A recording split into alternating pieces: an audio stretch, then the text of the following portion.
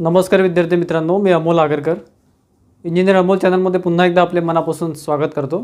आजच्या व्हिडिओमध्ये बघणार आहोत की एमपीएससी म्हणजे महाराष्ट्र राज्य पब्लिक सर्व्हिस कमिशन, ठीक आहे।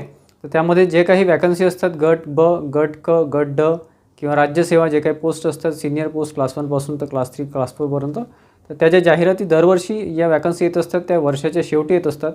यावर्षी किंवा जे काही आता आपले मुख्यमंत्री आहे देवेंद्र फडणवीस साहेब, त्यांनी अनाउन्समेंट केलेलं होतं की यावर्षी जी एमपीएससीची प्रोसेस आहे ती जलद गतीने घेऊ, म्हणजे जाहिरात काढणे, त्यानंतर त्याची प्रोसेस होणे किंवा एक्झाम होणे वगैरे, पहिली एक्झाम, दुसरी एक्झाम, नंतर इंटरव्ह्यूज वगैरे जे काही हायर पोस्ट असतात त्यासाठी, तर ही पूर्ण प्रोसिजर आणि रिझल्टपर्यंत लिस्टपर्यंत वेटिंग लिस्टपर्यंत वगैरे जे काही असते ते सगळं जे आहे ते लवकर आणि फास्ट गतीने होईल अशी एक आपल्याला ग्वाही दिली होती आणि अशी एक शाश्वती दिली होती।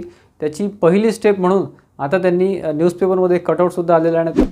तर मित्रांनो बघा, प्रभातमध्ये दिलेलं आहे एमपीएससीची भरती प्रक्रिया होणार जलद गतीने, 20,000 पदे एमपीएससी मार्फत भरली जाणार आहे, ठीक आहे। 70,000 पदांचं जे काही त्यांनी सांगितलेलं होतं, 70,000 पदे यावर्षी भरली जाणार, त्यातली 20,000 पदे ही एमपीएससी मार्फत आहे आणि बाकीची जी काही 50,000च्या जवळपास पदे आहेत ती सरळ सेवेने भरण्यात येणार आहे। महाराष्ट्रात 2026मध्ये 70,000हून अधिक सरकारी पदांची मेगा भरती होणार आहे। मुख्यमंत्री देवेंद्र फडणवीस यांनी हा भरतीच्या प्रक्रियेला गती देण्याचे निर्देश दिले असून 20,000 पदे एमपीएससी मार्फत भरली जातील। मात्र भरती प्रक्रिया राबविण्यास अनेकदा अडचणी येतात, तसेच राज्य सरकारच्या विविध मागणीनुसार विभागाकडून मागणीपत्र देण्यामध्येही प्रचंड विलंब होतो। त्यामुळे राज्य सरकारने एमपीएससीची भरती प्रक्रिया जलद गतीने घेण्याचे महत्त्वाचा निर्णय घेतला आहे। महाराष्ट्र राज्य सरकारने 3 सदस्यांची नियुक्ती केली असून यामुळे एमपीएससी बळकट होणार आहे, तसेच निकाल आणि नियुक्तीची प्रक्रिया गती देण्यास शक्यता व्यक्त केली जात आहे। महाराष्ट्र लोकसेवा आयोगाच्या एमपीएससी माध्यमातून राज्यसेवेत अधिकारी होण्याचे स्वप्न पाहणाऱ्या युवकांना न्याय देण्यासाठी एमपीएससीच्या 3 म्हणजे राज्यसेवेसाठी असं यांनी म्हटलेलं आहे, रिक्त सदस्यांवरील नियुक्ती तातडीने करण्यात यावी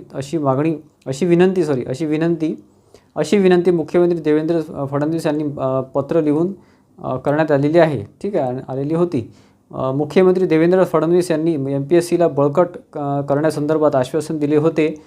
त्यानुसार त्यांनी आता भरती प्रक्रियेला जलद गतीने देण्यासाठी महत्त्वाची बैठक बोलावली आहे, ठीक आहे। या बैठकीमध्ये मागणीपत्र तात्काळ कसे पाठवता येईल, मागणीपत्र लवकरात लवकर कसे पाठवता येईल भरतीबद्दल आणि त्याबाबत जलद गतीने कशी पार पाडता येईल, भरती प्रक्रिया जलद गतीने कशी पार पाडता येईल याबद्दल चर्चा होणार आहे, ठीक आहे। तर हे यांनी प्रभातमध्ये सांगितलेलं आहे। सोमवारी बैठक आहे। महाराष्ट्र राज्य लोकसेवा आयोगामार्फत घेतल्या जाणाऱ्या राज्यसेवा परीक्षांसाठी, हे राज्यसेवाबद्दल परत एकदा सांगतो, मागणीपत्र पाठविण्याबाबतीत कारवाई प्रशासकीय विभागांतर्गत केली जाते। तथापि विभागांमध्ये रिक्त असलेल्या पदांसाठीचे मागणीपत्र महाराष्ट्र लोकसेवा आयोगाकडे विहित मुदतीत सादर न केल्यामुळे सदर पदांसाठी निवड प्रक्रिया राबविण्याची बाबतची पुढील कारवाई दीर्घकाळ प्रतीत राहते।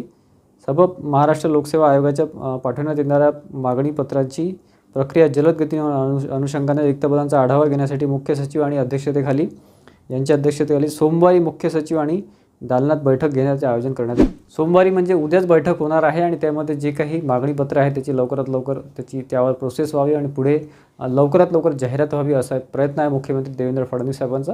तर त्यामध्ये यावर्षी आपण असं अपेक्षा करू शकतो मित्रांनो की एमपीएससीमध्ये राज्यसेवेचे जे काही भरती होणार आहे किंवा जे काही पदं भरल्या जाणार आहे, जे काही भरपूर पदे असतात त्यामध्ये, तर ती पदे पूर्ण फास्ट गतीने आणि लवकरात लवकर त्याचा रिझल्टसुद्धा येऊ शकतो, नियुक्तीसुद्धा लवकर मिळू शकते। जे काही 2-2, 4-4 वर्ष विद्यार्थ्यांची नियुक्तीसाठी जातात ते आता पुढे जाणार नाही। ही एक चांगली न्यूज आणि चांगलं अपडेट आहे, म्हणजे पुढे आपल्याला लवकरात लवकर जाहिरातसुद्धा अपेक्षा आपण करू शकतो। जे काही वर्षाच्या शेवटी आपली प्रोसेस सुरू होते ती त्याच्या आधीसुद्धा होण्याची शक्यता आहे। त्यामुळे विद्यार्थी मित्रांनी तयार राहावं, जे एमपीएससीसाठी राज्यसेवेसाठी वाट बघत असतील किंवा त्याची तयारी किंवा प्रिपरेशन सुरू असेल त्यांच्यासाठी अतिशय चांगली न्यूज आहे। तर व्हिडिओ आवडला असेल, व्हिडिओ माहितीपूर्वक वाटला असेल तर व्हिडिओला नक्की लाईक करा। असेच पुढे अपडेट मिळण्याकरता चॅनलला सबस्क्राईब करून ठेवा, बेल आयकॉनसुद्धा क्लिक करा। धन्यवाद मित्रांनो।